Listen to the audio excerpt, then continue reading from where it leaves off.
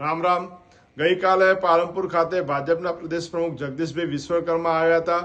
આવી અને બનાસકાંઠાના સાંસદ જ્ઞાનીબેન ઠાકોર અને વડગામના ધારાસભ્ય જિગ્નેશભાઈ મેવાણી ઉપર આક્ષેપો કર્યા। ત્યારે હું એમને કહેવા માંગુ છું, જ્ઞાનીબેન ઠાકોર સંસદ તરીકે તમામ સમાજના પ્રશ્ન, તમામ વર્ગના લોકોના પ્રશ્ન હંમેશા સંસદમાં ઉપાડ્યા છે। છેલ્લા 13-14 વર્ષથી કેન્દ્રમાં ભાજપની સરકાર છે, ગુજરાતમાં તમારા તમામ સાંસદો હોવા છતાં આજ સુધી કેમ ગાય માતા અને રાષ્ટ્રીય માતાનો દરજ્જો મળે એના માટે એક પણ તમારા સંસદ ના બોલ્યા। માત્ર જ્ઞાનીબેને જ આ પ્રશ્ન ઉઠાવ્યો। જ્ઞાનીબેને સંસદમાં શું કહ્યું કે જે મહિલા અનામત બિલ આવે એમાં ઓબીસી મહિલાઓને પણ સ્થાન મળવું જોઈએ। શું તમે ઓબીસી સમાજમાંથી આવતા હો અને ઓબીસી સમાજની મહિલાઓ માટે જો જ્ઞાનીબેન સંસદમાં અવાજ ઉપાડે તો એમાં શું ગુનો કર્યો છે? તમે એક સ્ત્રીની મર્યાદા સાડીના પલ્લુમાં હોય છે, જ્યારે તમે છેક પાર્ટીના પ્રદેશ પ્રમુખ તરીકે પણ જો આટલી મર્યાદા ચૂકતા હોય ને મહિલાઓના જે સાડીના પલ્લુ સુધીની જો અમર્યાદિત ટિપ્પણી કરતા હોય તો તમારા માટે શરમજનક છે। જિગ્નેશભાઈ મેવાણી હોય તો પણ વડગામની અંદર કે સમગ્ર ગુજરાતના તમામ સમાજના પ્રશ્નો ઉપાડ્યા છે, લડે છે। વડગામની વાત કરીએ તો વડગામમાં પણ તાલુકા પંચાયત કોંગ્રેસની બની છે, જિલ્લા પંચાયતમાં પણ કોંગ્રેસની બહુમતી આવી છે। તમારો કદાચ વડગામના તમે પુત્ર હો તો વડગામમાં તો કોંગ્રેસની તાલુકા પંચાયત બની છે અને ચૂંટણીઓ હાર જીત થતી હોય પણ હાર જીતની અંદર તમે એટલા સત્તાના મદમાં આવી અને આવી અભદ્ર ટિપ્પણી ઠાકોર સમાજની દીકરી, ગરીબ સમાજની દીકરી ઉપર જો તમે આવી અભદ્ર ટિપ્પણી કરશો તો કોઈ સમાજ બનાસકાંઠાનો સહન નહીં કરે। ચાહે આજે પણ અમે જ્ઞાનીબેન ઠાકોર સાથે છીએ, જિગ્નેશભાઈ મેવાણી સાથે છીએ ને કાલે પણ રહેવાના છે, પણ તમે સત્તાના મદમાં આવી અને ક્યાં તમારી અસભ્યની આવી ટિપ્પણીઓ કોઈ બનાસકાંઠાના કોઈ પણ સમાજનો સહન નહીં કરે, આ તમને કહેવા માંગીએ છીએ। અને જગદીશભાઈ વિશ્વકર્મા બંને આગેવાનો, ઠાકોર સમાજ, દલિત સમાજના બંને આગેવાનો વિશે જે આ ટિપ્પણી કરી તે બદલ માફી માંગે ને કે બનાસકાંઠાના લોકો આના આવનારા સમયમાં જવાબ આપશે। જગદીશભાઈ વિશ્વકર્મા એ ભારતીય જનતા પાર્ટીના પ્રમુખ છે, પ્રદેશ પ્રમુખ છે। જે એમને શોભે નહીં એવી વાત એમના મોઢે અમારી ઠાકોર સમાજની દીકરી, બનાસકાંઠાની સાંસદ વિશે જે તમે ટિપ્પણી કરી છે એ તમારા મોઢે શોભે નહીં। જગદીશભાઈ, તમે ભારતીય જનતા પાર્ટીના પ્રમુખ તરીકે જે વાત કરો છો,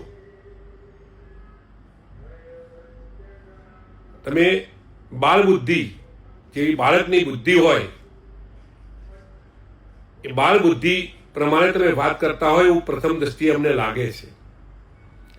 જિગ્નેશભાઈ હોય, બળદેવજી હોય કે જ્ઞાનીબેન હોય, આ તમામે તમામ વિશે તમે બોલો છો,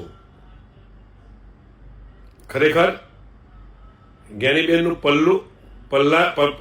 પાલા વિશે તમે વાત કરી છે એ અમારા સમાજ ઉપર તમે જ્યારે ટિપ્પણી કરો છો, દલિત સમાજ ઉપર તમે ટિપ્પણી કરો છો, ત્યારે હું તમને ચોક્કસ કહીશ કે તમારા મોઢે ન શોભેવી જે મહિલા સન્માનની તમારી ભારતીય જનતા પાર્ટી વાત કરે છે ત્યારે ક્યાં ગઈ ભારતીય જનતા પાર્ટી કે તમે અમારી બેન વિશે, અમારી સાંસદ વિશે તમે આવા અપશબ્દો બોલી અને એનું અપમાન કરો છો, ત્યારે ક્યાં ગયા ભારતીય જનતા પાર્ટીના તમામે તમામ સૌ આગેવાનો? કેમ તમને કોઈ કશું કહેનાર નથી? ગુજરાતની અંદર મહિલાઓનું શું તમે સન્માન કરવા માંગતા નથી?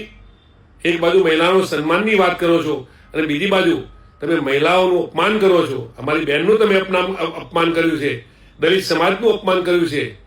તમે આવું બોલીને ગુજરાતની પ્રજાને શું સમાચાર આપવા માંગો છો, શું સંદેશ આપવા માંગો છો જગદીશભાઈ? ત્યારે તમે અમારી બહેન વિશે, અમારી જ્ઞાનીબેન વિશે જે વાત કરી છે, તમે અમારા જિગ્નેશભાઈ વિશે જે વાત કરી છે એને હું તદ્દન મારા શબ્દોમાં વખોડું છું।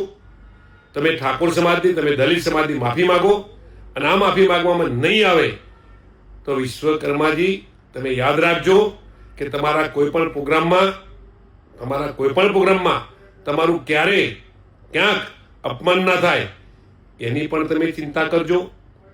તમારા જેવા બાળ બુદ્ધિ કહી શકાય, જેટલી બાળકનામાં બુદ્ધિ છે એટલી જ બુદ્ધિ તમારામાં છે, બાળકથી વધારે બુદ્ધિ તમારામાં નથી જગદીશભાઈ। બાળક પણ આવી ભૂલ ન કરે બાળક પણ સ્ત્રીઓનું સન્માન કરે એવી તમારી જે ભાષા છે એ ભાષાને સુધારવાની જરૂર છે. જગદીશભાઈ વિશ્વકર્મા, ભારતીય જનતા પાર્ટીના તમે પ્રમુખ છો.